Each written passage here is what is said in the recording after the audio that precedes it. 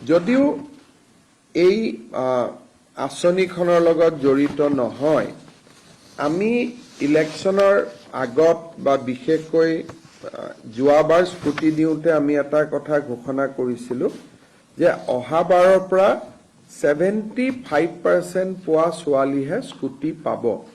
কিন্তু এডুকেশ্যন ডিপাৰ্টমেণ্টে অধিসূচনাখন নোলোৱাৰ কাৰণে এইবাৰ আমি 60% পোৱা ছোৱালীকো আমি স্কুটি দিম। অহাবাৰৰ পৰা নিদিওঁ, তেতিয়ালৈকে আমি এডভাৰটাইজ আদি বা অধিসূচনা আমি প্ৰকাশ কৰিম। কিন্তু MCC model code of conduct থকাৰ কাৰণে এডুকেশ্যন ডিপাৰ্টমেণ্টে অধিসূচনাখন দিব নোৱাৰিলে।